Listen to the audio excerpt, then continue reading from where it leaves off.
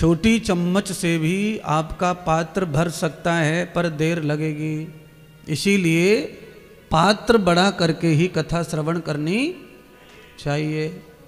कोई कोई आदमी तो कथा में आकर के बहुत मज़ा लूटता है। क्या मज़ा लूटता है कि आया, कथा शुरू हुई, उसे पता ही नहीं है कि दुनिया कहाँ है, कथा कहाँ है। मुंह फाड़ के सोफा पे अपना मौज ले रहा है।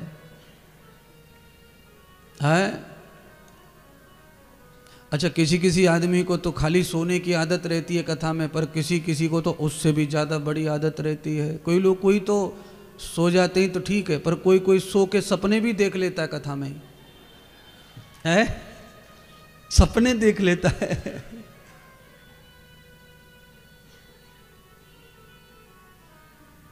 एक आदमी कथा में आया, व्यापारी था कपड़े का, कभी पहले आया नहीं था, कथा में आकर बैठ गया। तो कथा शुरू हो गई तो सो गया। बहुधंधी तो था ही, दिन भर का कट कट का दिमाग में भरा था गोबर। और सामने नई शेरवानी पहनकर कोई आया था, रिश्तेदार कथाकारों का।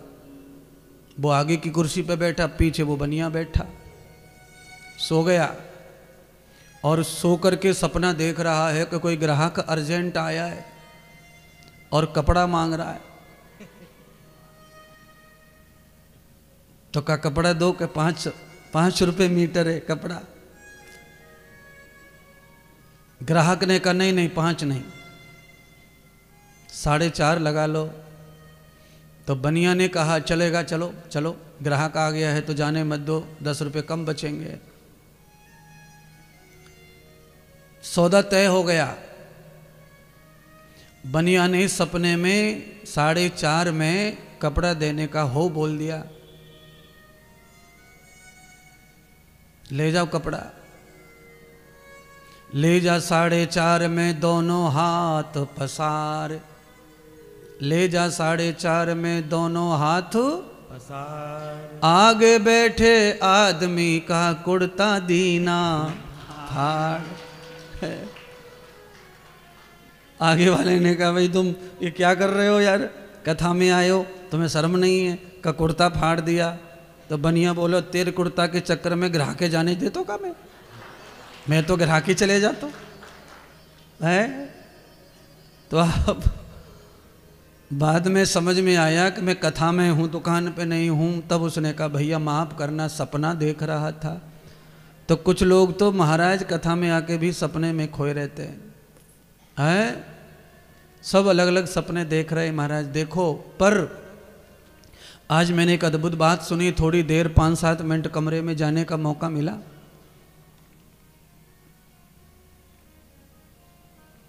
बाहर कहीं आज जाना था कार्यक्रम में 12:30 बजे, तो गए तो वहाँ मोदी जी जो है आज परीक्षा पे चर्चा कर रहे थे टीवी में। तो वो कह रहे थे कि आदमी जब जागत रहे तो उसे जागने वाले सब काम दिल से करने चाहिए, और जब वो सो रहा हो तो उसे सब कुछ दिल से ही सोना चाहिए। पर आप सबका क्या हो रहा है? मोदी जी कह रहे थे कि बच्चे डिप्रेशन में जा रहे हैं, फांसी लगा रहे हैं, मर रहे हैं, चिड़चिड़े हो रहे हैं, घर वालों से दूर जा रहे हैं, माता पिता परेशान हैं, तो उसका उपाय क्या है? तो वो कह रहे थे कि सही नींद लेनी चाहिए। और वो कह रहे थे कि मैं 30 सेकंड में सो जाता हूँ रात में बिस्तर पे। सोने की प्रक्रिया सबकी ऐसी होनी चाहिए। कितने भी लेट जाओ बिस्तर पे, काम कर रहे हो तो कितना भी काम करो, वो ये नहीं कह रहे कि जल्दी सो जाओ, वो ये कह रहे हैं कि जागृत, जब तक आप जागे हो तब तक जागने वाले सब काम करो, आलस्य मत करो, प्रमाद मत करो, थको मत। और काम अगर निपट गया है, बिस्तर पर गए, तो फिर जागने वाले काम मत करो, फिर सो जाओ। हो क्या रहा है कि आदमी जागते हुए काम कर नहीं रहा है और बिस्तर पे जाने के बाद सोने के टाइम पे काम कर रहा है। पूरे पांडाल में कोई भी व्यक्ति ऐसा नहीं होगा, एक आध को छोड़ के, जो सोते समय लेट के मोबाइल न देखता हो। बैठ के तो हो गया, दिन भर हो गया, शाम भी हो गई, रात को बिस्तर पे भी हो गया बैठ के, पर लेट के भी। मोदी जी कह रहे यही सबसे बड़ा डिप्रेशन का कार्यक्रम चल रहा है।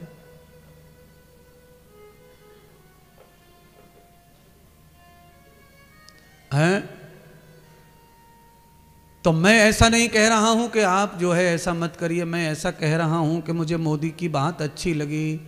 जागने के समय जागने के काम और सोने के समय दिल से, सोना भी दिल से चाहिए और जागकर काम भी जागने के दिल से ही करने। आदमी दिन भर बिना मन के काम करता है, बोलो। औरतें बिना मन के काम करती हैं, भाई साहब बिना मन के काम।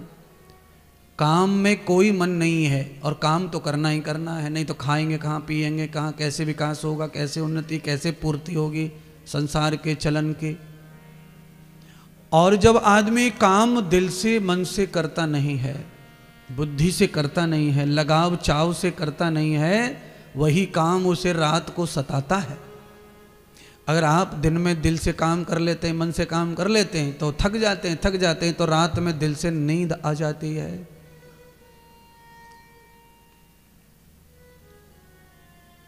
मेरा भी स्वभाव बढ़िया है शरीर का, मुझे भी नींद चटपट आती है। पर हाँ, मेरी एक बुराई है कि मेरी नींद 2:30 बजे खुल जाती है। मैं चाहता हूँ कि सोऊं 5 बजे तक, अंदर से मैं चाहता हूँ, पर 5 बजे वाला कार्यक्रम हो नहीं पा रहा है।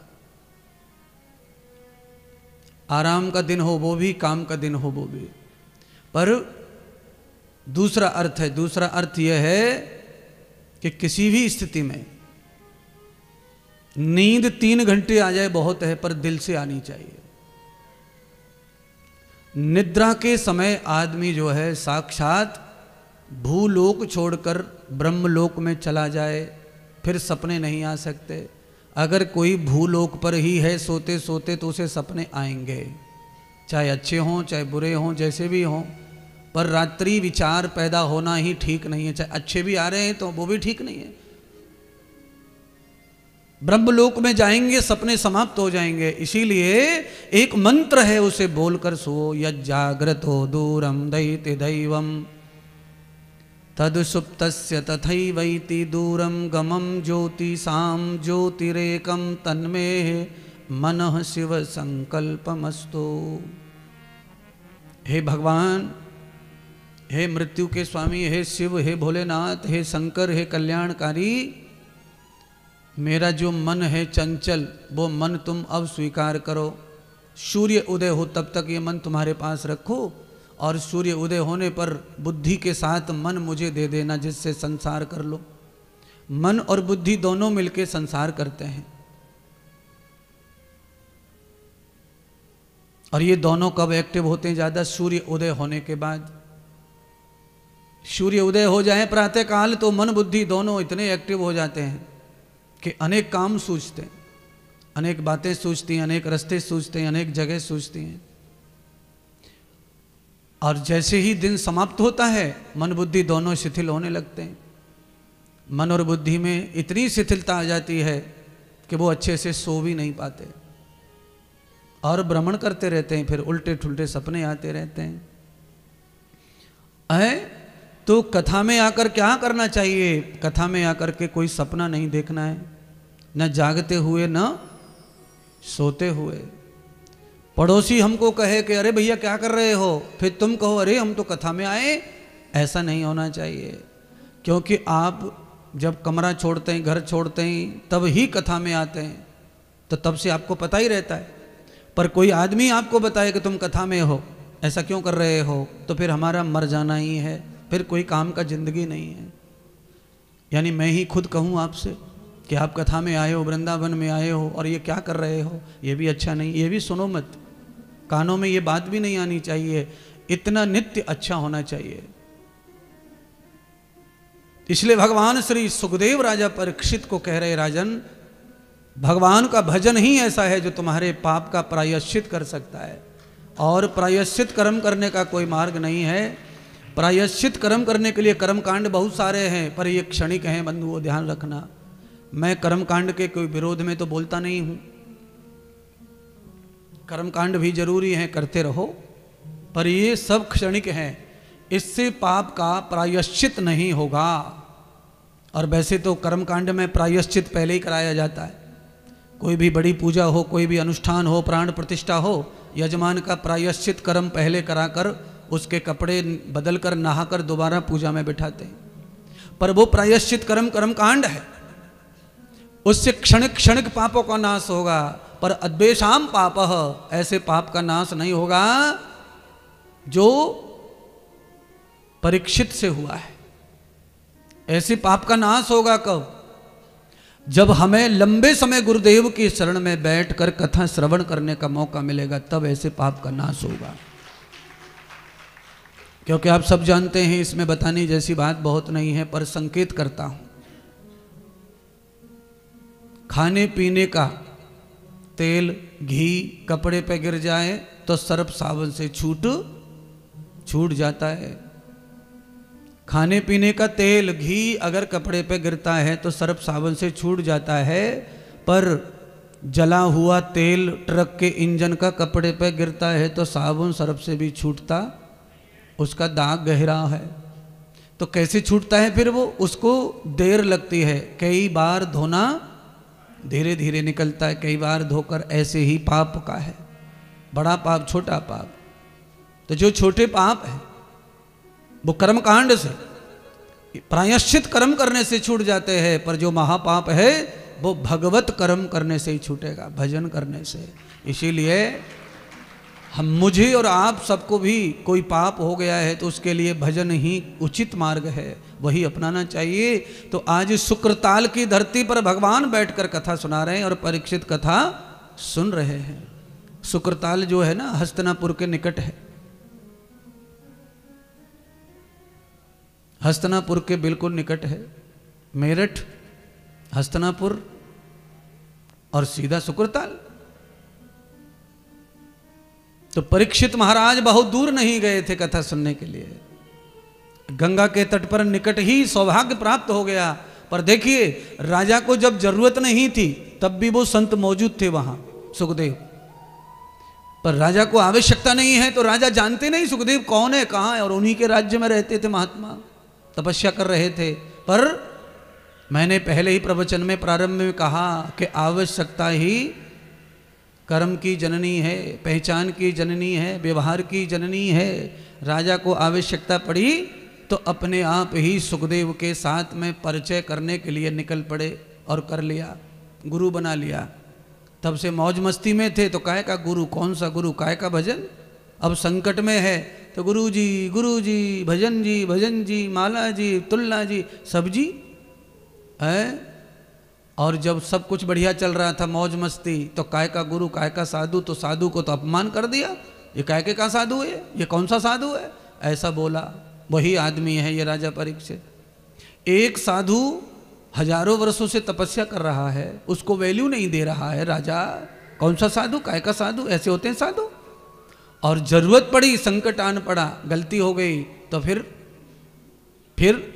2, 4, 10 साल 20 साल के तपस्या वाले साधु की शरणागति, 1000 साल का साधु तपस्या कर रहा, उसका अपमान। और जरूरत पड़ने पर 20-25 साल के तपस्या को प्रणाम। यही हाल है संसार के स्वार्थ का। एक कहावत है, वो थोड़ी सी असभ्य लगती, इसलिए कही नहीं मैंने। मतलब में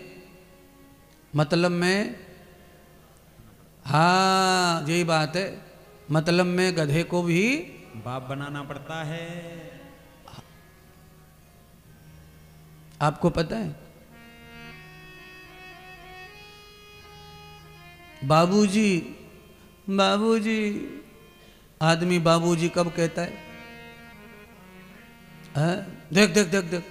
देखिए देख, थानेदार जा रहा, थानेदार। तो थानेदार कब तक जा रहे हो? जब तक जरूरत नहीं है।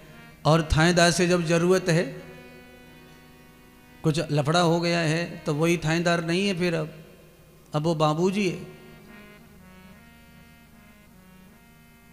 तो समय और परिस्थितियां आदमी को न जाने क्या क्या खेल दिखाती रहती हैं, क्या क्या स्वभाव स्वरूप बदलती रहती हैं। पर ये संसार है मतलब का ही। आदमी अपने निजी तुच्छ सुख समृद्धि के लिए बड़े बड़े रिश्तों को तार तार कर देता है। काय के गुरु जी ने क्या बताया, क्या कहा, गुरु से क्या रिश्ता, सब भूल गए, क्योंकि मन में, बुद्धि में, चित्त में कोई और रिश्ता बैठ गया। और वो रिश्ता क्या है? तुच्छ ही तो है, तुच्छ सुख देगा, तुच्छ सब कुछ है कुछ भी नहीं उसमें, पर मन में बैठ गया है, वही स्वार्थ है। उसी अंधकार में, उसी अज्ञान में क्या लग रहा है कि यही हमारा भविष्य है, इससे ही हमारा भविष्य बनेगा, उससे हमारा भविष्य चलेगा, और यही हमें तार देंगे, पार देंगे, यही हमें खिलाएंगे, पिलाएंगे, पोसेंगे, पलाएंगे। तो इसको छोड़ो, इसको पकड़ो। 4 दिन की चांदनी और फिर अंधेरी रात है, कुछ नहीं है। इसीलिए दिल, जान, जिगर, जो कुछ भी होता है वो सब गुरु गोविंद को ही दिया जाए, बाकी ततड़ू पूछड़ियों को नहीं है। टटपूंजियों को तो खाली खोपड़ी आदान प्रदान करो विचार का। तो क्या होगा महाराज ऐसा करने से? ऐसा करने से ऐसा होगा कि आज राजा परीक्षित ने अपना दिल, दिमाग संत को सौंप दिया। बाल गोपाल, पत्नी, बच्चे, साम्राज्य सब भूल गए और त्याग दिया, भुला दिया। उसके प्रति कोई आकर्षण भी नहीं और याद भी नहीं उसके। आदमी को कभी याद नहीं आती है घर वालों की, पता है आप? कोई सीरियस हो जाए, बीमार, सीरियस बीमार होने पर, यानी कि बहुत जोर से सिर फट रहा हो, तब किसी की भी याद आती, किसी की नहीं आती याद। कोई गीत, कोई भजन, कोई आवाज, कोई अपना, कोई भी अच्छा नहीं लगता। उस समय क्या होता है बताओ? ऐसा कि सबको आदमी दूर रखना चाहता है।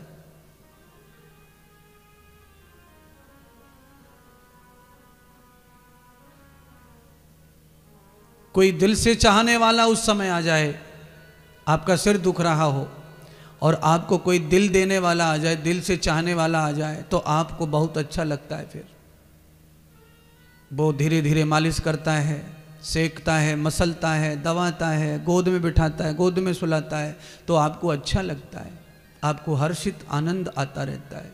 दर्द जाए न जाए पर आपको शांति मिलती है। क्यों? संकट में, विपत्ति में हास्य गुल अच्छा नहीं लगता। उस समय कोई प्राण प्रिय होगा वो अच्छा लगता है। कोई ऐसा हो जो तुम्हें प्राणों से प्रिय, प्रेम करे और आपकी इस तरह सेवा करे, गोद में लिटाए बिठाए, सेवा करे, मसाज करे, ये करे वो करे, तो आपको खूब बढ़िया लगता है। धीरे धीरे नींद आ जाती है, आपका दर्द समा जाता है। तो संकट और विपत्ति में किसी भी अच्छे प्रेमी की जरूरत है, कोई भी हो चाहे। स्वार्थ का जो प्रेम है वो रहे रहे, पर आवश्यकता पड़ने पर सच्चा प्रेम भी होना चाहिए। पर मुश्किल क्या हो गई है, आप सब जानकार हैं मुश्किल के, तो होते के साथी हैं सब, बिगड़ी का कोई साथी नहीं है। अनेक प्रकार के सवाल हैं प्रेम में, पर राजा को एक ही संदेश दे रहे हैं, सदगुरु भगवान के भजन करो, क्योंकि यही अंतिम सत्य है।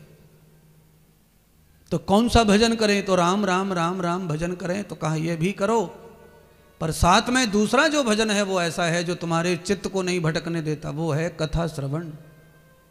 राम राम करने वाला जो भजन है ना, उसमें मन भटकता है, चित्त भटकता है, पर कथा श्रवण करने का जो भजन है, इसमें मन बुद्धि चित्त सब गुरु के कंट्रोल में होता है। इसे साधु संभाल लेता है, कथाकार संभाल लेता है। आप यहाँ से जाइए, अपने कमरे में भजन करने बैठ जाओ, फिर देखो तुम मन के सवाल, मन के ठाट देखो, फिर आपका मन ऐसे ऐसे कूदकेगा, ऐसे ऐसे भागेगा कि सेकंड सेकंड पे, सेकंड सेकंड पर पहुंच जाएगा, कहाँ से कहाँ, कहाँ से कहाँ। तो आप समझ लो सत्संग में कितना पावर है, भगवान की कथा में कितना पावर है। कोई भी वक्ता हो, छोटा बड़ा, सबकी वाणी में सरस्वती आ जाती है व्यासपीठ पे। जब भी वो बोलते हैं, छोटा मोटा सूखा रूखा, उन्हीं शब्दों से मन बुद्धि चित्त धीरे धीरे संभलने लगते हैं। कोई वक्ता ऐसे रहते हैं जो जल्दी समेट लेते हैं मन को, कोई वक्ता ऐसे हैं कि हल्के तो थोड़ा धीरे धीरे समेटते हैं, पर सबका वचन श्रोता के ऊपर प्रभावशाली होता है।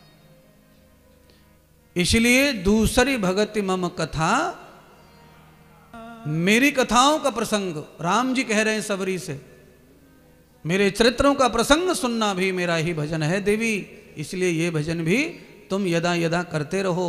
तो सबरी ने कहा प्रभु ये भजन किया है तभी तो आप मिले हो, मैं हमेशा गुरु जी का प्रवचन सुनते सुनते आचरण करते आई हूँ। तो आचरण करने वाले भजन को भगवान ने 7वां भजन बताया, निरध्यासन। जो गुरुदेव ने बताया है उसका निरध्यासन करो, अभ्यास करो, उसका आचरण करो, पालन करो, उस पर चलो। तो उससे क्या होगा? उससे ये होगा कि राम जी घर बैठे प्राप्त हो जाएंगे। आचरणहीनो न पुनन्तु वेदः, वेद स्मृति पुण्यम न गतिरजाताम। सारे पुण्य नष्ट हो जाते हैं कब? जब आदमी आचरण नहीं करता गुरु वाक्यों का। तब गुरु वाक्य का आचरण जो व्यक्ति न करता हो, कथा का श्रवण करके छोड़ देता हो, आचरण न करता हो, तो उसके पुण्य भी नष्ट हो जाते हैं, फिर पुण्य भी नहीं रहते। और जो कथा का, गुरु के वचनों का पालन करके आचरण करता है, उस पर जीवन जीता है, तो उसके पुण्य निरंतर बढ़ते बढ़ते बढ़ते चले जाते हैं। आचरण के साथ पुण्य भी बढ़ता है। आप जिस गुरुदेव की वाणी को सुनकर उनकी किसी एक बात को पकड़ लो और मानो, उसी बात को रोज करो तो रोज पुण्य बढ़ेगा। आज आपने बात मानी गुरु जी की, आज पुण्य बढ़ गया। कल फिर से जरूरत पड़ी, बात मान ली, पुण्य बढ़ेगा। बात मानने से पुण्य बढ़ता है, क्योंकि आपका कर्म सिद्ध होता है। और पुण्य ही पुण्य, पुण्य ही पुण्य आएगा। और जब पुण्य पे पुण्य, पुण्य पर पुण्य बढ़ेगा, तो आपके सुखों का ठिकाना क्या रहेगा? अनन्य सुख बढ़ेंगे आपके। तब राजा परीक्षित को भगवान सुखदेव जी ने सृष्टि का वर्णन करके सुनाया कि सृष्टि की रचना कैसे हुई, क्यों हुई, कारण क्या है। तो अनेक कारण बताए सृष्टि की रचना के, पर उसमें से मैं प्रमुख कारण बताया। तो प्रमुख कारण है जीव के कल्याण का, पाप और पुण्यों का, सुख और दुख का, ये प्रमुख कारण बताया। अनेक कारण थे, पर उसमें से जो अच्छी कथा है वो यही है। कहा राजन, भगवान ने जो संसार रचा है वो अद्भुत है और न्यायपूर्ण है और परम सत्य है, पर भोगने वाले जीव ने इसी संसार को असत्य कर दिया है और अन्यायपूर्ण कर दिया है। अब तो ऐसा लगता है कि भगवान ने बड़ा संसार गलत बसा दिया, ये सब बातें क्यों की, ये सब क्यों बनाया, ये क्यों बनाया, वो क्यों बनाया, हजार सवाल। पर भगवान ने जब संसार रचा है तो उसमें परम सत्यता है। पर जब भोगने वाले संसार को भोगने लगे अपने अपने संस्कार और कर्म के अनुसार, तो उन्होंने ही संसार का मटिया मैट कर दिया। देखिए, घर बनाने वाला मिस्त्री टाइल्स लगा के जाता है, मार्बल लगा के जाता है, घर में सुंदर सीढ़ियां बना के जाता है। तो मार्बल और टाइल्स लगाने वाला केमिकल और या सीमेंट के घोल से टाइल्स लगाता है, साथ में कपड़ा रखता है, और वो कपड़ा इस बात के लिए रखता है कि टाइल्स लग गई, चिपक गई, उस पर थोड़ा वो छींटे छांटे पड़ गए, काले पीले हो गए, तो वो तत्काल टाइल्स को साफ कर देता है। बाद में उसी टाइल्स के घर में कोई रहने आता है, वो उसे गंदा करता रहता है। कोई लोग गंदा करते हैं, साफ करते हैं, गंदा करते हैं, साफ करते हैं, पर कोई साफ नहीं करते हैं, खाली गंदा ही करते हैं। बोलिए फिर क्या करें? टाइल्स लगाने वाला, जो निर्माण करने वाला परमात्मा है, प्रजापति, उसने संसार को सुंदर बनाया है, कहीं कोई दाग कोई कमी नहीं छोड़ी है। पर भोगने वाले जो दरिद्र हैं, संस्कारहीन हैं, वही संसार को गंदा कर देते हैं। तो ये संसार फिर गंदा ही दिखाई देता है। परिक्रमा देने के लिए जाना है परिक्रमा मार्ग में, तो परिक्रमा मार्ग कितना स्वच्छ निर्मल होना चाहिए। तो नगर पालिका के लोग तो स्वच्छ निर्मल कर रहे हैं, 3 बार 4 बार झाड़ू लग रहा है, पर गंदा करने वाले का कोई टाइम फिक्स नहीं है। झाड़ू मारने वाले का टाइम फिक्स है, सुबह दोपहर शाम और रात। एक बार रात में भी परिक्रमा में झाड़ू लगता है, पर गंदा करने वालों का टाइम फिक्स कहाँ है? चलते चलते रिक्शा, टिम टिम, टर्री है, कितनी तो गाड़ियां आ गई जिनके नाम अलग अलग हैं। बताओ, टर्री नाम का गाड़ी आ गई है, बताओ है। पहले टर्री, हमारे गांव में बचपन में टर्री कहते थे चिड़ेले आदमी को। कोई चिड़ेला रहता था तो उसको बोलते टर्री है, ये टर्री, नहीं कहते में टर्रे है यार। तो अब बताओ, गाड़ी आ गई टर्री। अब जब गाड़ी टर्री आ जाएंगी और इतनी संख्या में आ जाएंगी तो शांति कहाँ रहेगी फिर वृंदावन में, बताओ। इसीलिए इन टर्रियों को निकालो पहले वृंदावन से, तब शांति आवेगी वृंदावन में। हम पिछली बार आए, उससे पहले आए थे 3 महीने पहले वृंदावन। तब कोई अच्छा कोई अफसर आया होगा, उसने सब टर्री भगा दी। मैंने कहा भाई गाड़ी से मैं आया स्टेशन से इधर, मैंने कहा बहुत शांति लग रही वृंदावन में, रोड देखो कितने चौड़े चौड़े हो गए। तो हमारे सोनू भैया कह रहे गुरुजी चौड़े ना हुए, रोड तो वही है पर चौड़े दिख रहे हैं। क्यों? तो कहा यहाँ पे नगर पालिका का कोई साहब आया, उसने सब टर्री भगा दी। तो पूरे रोड को गंदा, पूरे रोड को भर के पटक दिया टर्रियों ने। तो ये टर्री जब तक है तब तक शांति नहीं मिलेगी, नहीं है। अच्छा, ब्रज में वृंदावन में टर्री का फल है कि पैदल चलने का फल है? पैदल चलने का फल है। क्यों? तेरे चरण कमल पे श्याम लिपट जाऊं रज बन के श्याम, धूल बन के रज बन के श्याम, धूल बन के तेरे चरण कमल पे श्याम लिपट जाऊं रज बन के। तेरे चरण कमल पे श्याम लिपट जाऊं रज बन के। तेरे चरण कमल पे श्याम लिपट जाऊं रज बन के। तेरे चरण कमल पे श्याम लिपट जाऊं रज बन के। रज बन के श्याम, रज बन के, रज बन के श्याम, रज बन के, रज बन के श्याम, रज बन के, रज बन के श्याम, रज बन के। ओ तेरे चरण कमल पे श्याम लिपट जाऊं रज बन के। तेरे चरण कमल पे श्याम लिपट जाऊं रज बन के। तेरे चरण कमल पे श्याम लिपट जाऊं रज बन के।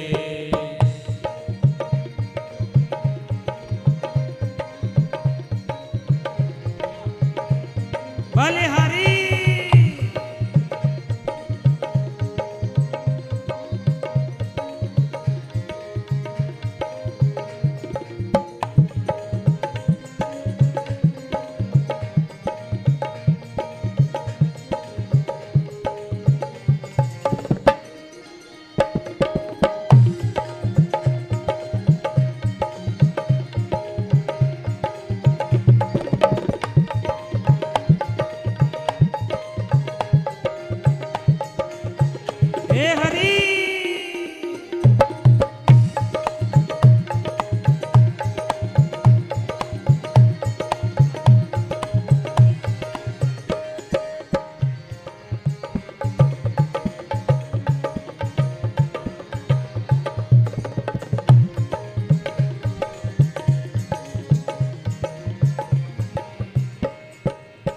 नित नित तेरा दर्शन पाऊं, नित नित तेरा दर्शन पाऊं। नित नित तेरा दर्शन पाऊं, नित नित तेरा दर्शन पाऊं। हरस हरस हरि गुण तेरा गाऊं, हरस हरस तेरा हरि गुण गाऊं। हरस हरस तेरा हरि गुण गाऊं, हरस हरस तेरा हरि गुण गाऊं। ओ मेरी नस नस बस जाऊं श्याम लिपट जाऊं रज बन के। तेरी नस नस बस जाऊं श्याम लिपट जाऊं रज बन के। हाँ रज बन के कान्हा, रज बन के, रज बन के कान्हा, रज बन के। हाँ रज बन के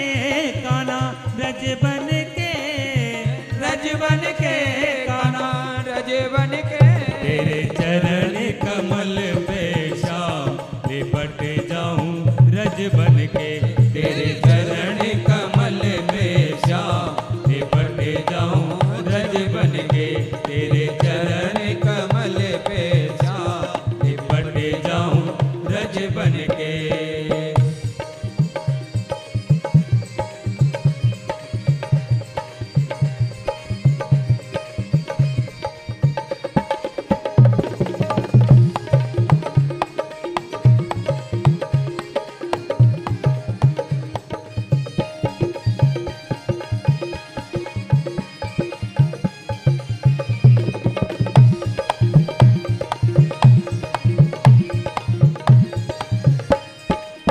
छिन छिन तेरा सुमिरन होवे, छिन छिन तेरा सुमिरन होवे, छिन छिन तेरा सुमिरन होवे, छिन छिन तेरा सुमिरन होवे, हर पल पूजे अठपन होवे, हर पल पूजे, हर पल होवे, हर पल पूजे अठपन होवे, हर पल पूजे अठपन होवे।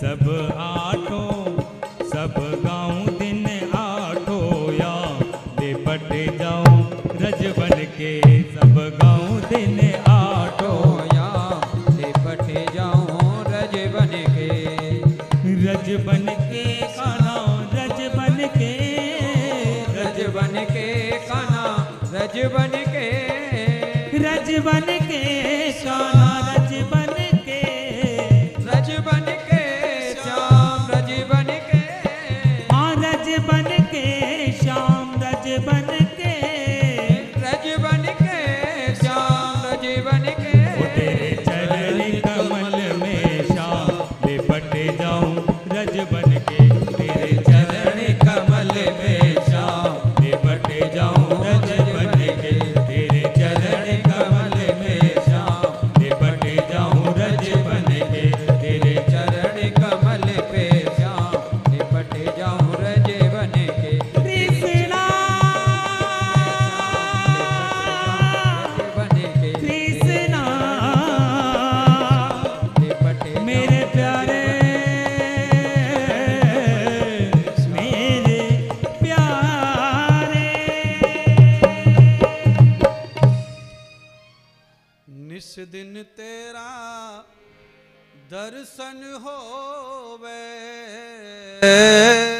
निस दिन तेरा दर्शन होवे, और मेरे बनेंगे बिगड़े काम लिपट जाऊं रज बन के, तेरे चरण कमल कमल पे श्याम लिपट जाऊं रज बन के।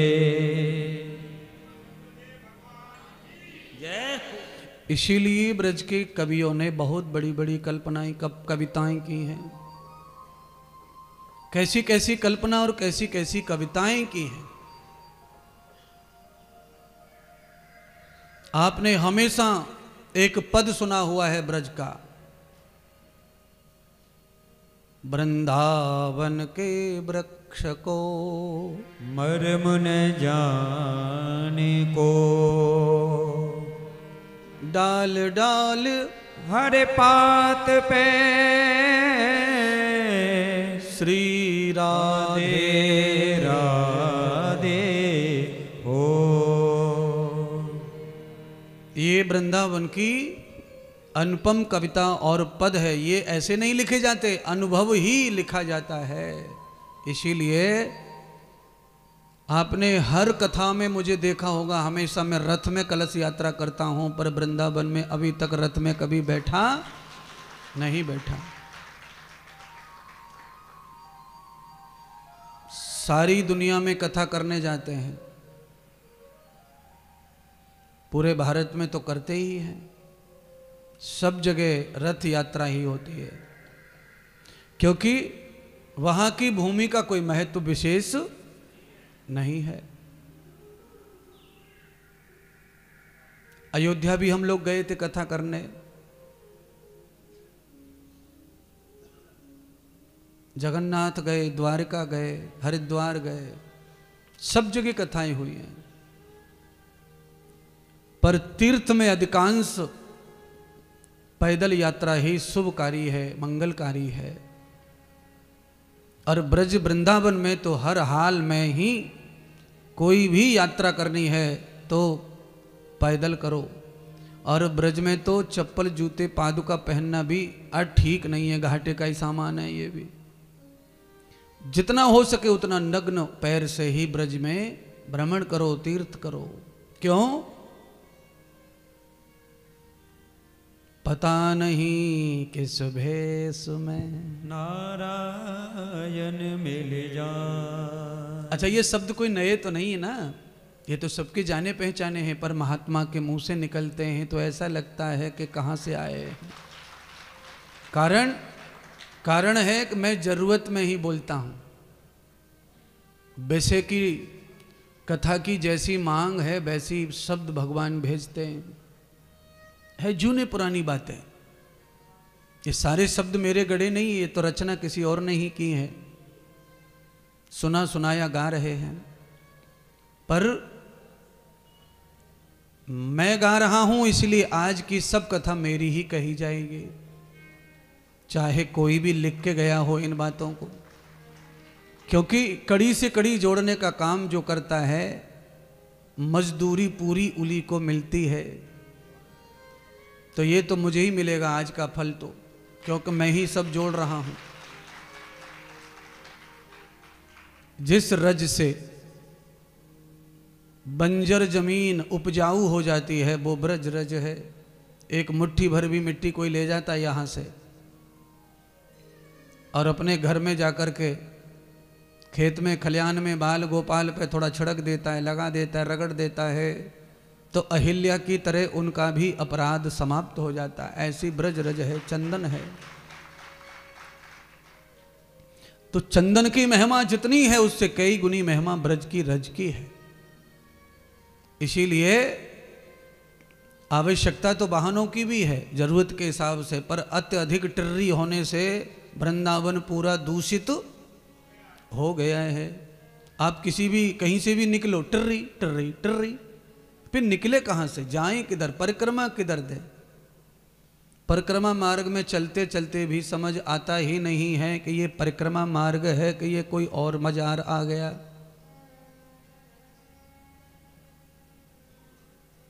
रोजी रोटी का सवाल है, ठीक है, लोगों की सुविधा का सवाल है, वो भी ठीक है, पर परिणाम तो ठीक नहीं आ रहे हैं। आप जिस भाव से आए हैं अपने घर से उसी भाव का फल प्राप्त करके जाएं, तो उसके लिए पैदल मार्ग अपनाइए। और वेदों में शास्त्रों में तो यही लिखा हुआ है, तद पंथान पदमूल मस्तौ।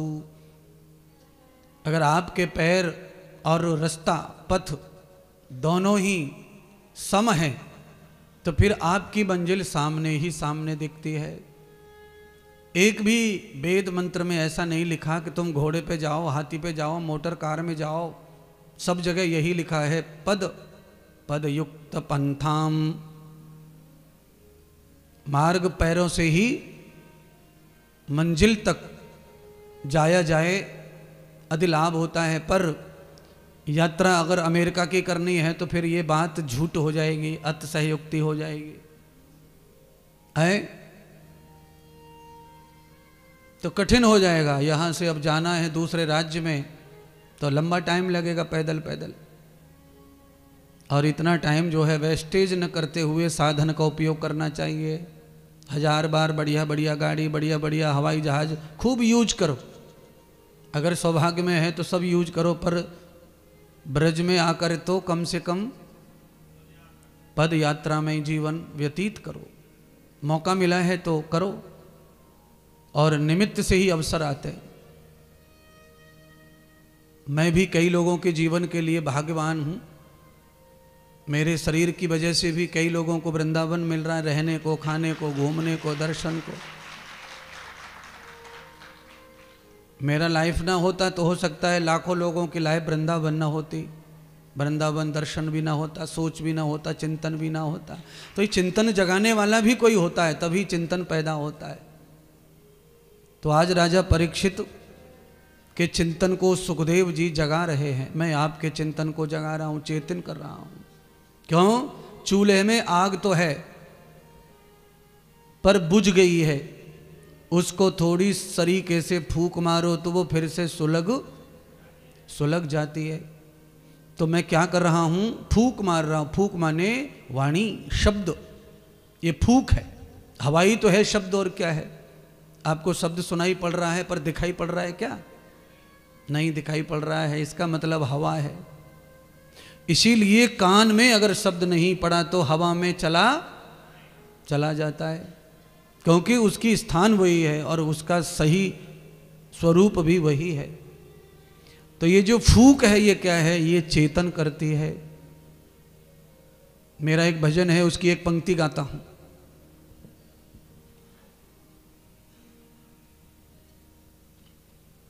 बहुत बार सुना हुआ भजन है पर मैं गाऊंगा तो वो भी नया ही लगेगा, क्योंकि मैं तो वहीं से गाता हूं जहां से जरूरत पड़ती है। जाग जाग बंदे अब तो हुआ ये सवेरा, जाग जाग बंदे अब तो हो गया सवेरा, ना कुछ तेरा ना कुछ मेरा। देख ले जगत का कैसा खेल है निराला, देख ले जगत का कैसा खेल है निराला। कहाँ गया जग में रहने वाला, कहाँ गया भजन गाने वाला, भजन गाने वाला, भजन गाने वाला, भजन गाने वाला, भजन गाने वाला। जाग जाग बंदे अब तो हो गया सवेरा, ना कुछ तेरा ना कुछ मेरा। राम नाम भज ले हो, ओम नाम भज ले मिटा ले अंधेरा, ना कुछ तेरा ना कुछ मेरा। ओन बंदे ना कुछ तेरा ना कुछ मेरा। ये भजन क्या है? ये भजन की पंक्तियां श्लोक है, मंत्र है। ये कह रही है जागो है, जागो जागो। कैसे अंधेरा मिटेगा? तो कहा राम नाम भज ले जप ले मिटा ले अंधेरा।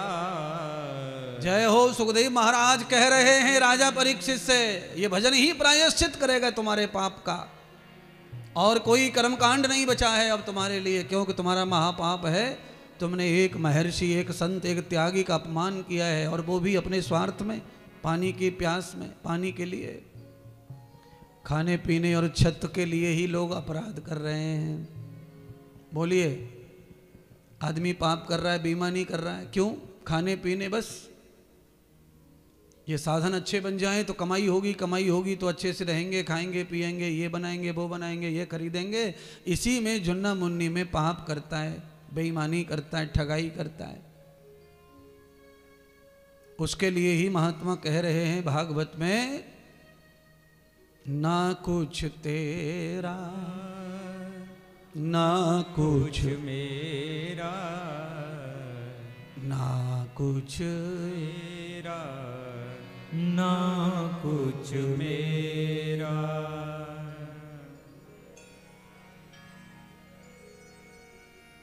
कामी और क्रोधी मन को मोह में फसाया, कामी और क्रोधी मन को मोह में फसाया।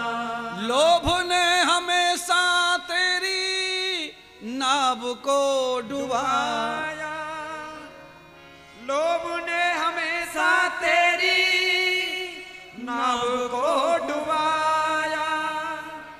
छोड़कर हवेली होगा मरुघट में डेरा, ना कुछ तेरा ना कुछ मेरा, ना कुछ मेरा ना कुछ मेरा। कैसा है मन? मन के बारे में कितनी बढ़िया लाइन लिखी है। कामी और क्रोधी मन को मोह में, और लोभ ने हमेशा तेरी नाव को डुबाया।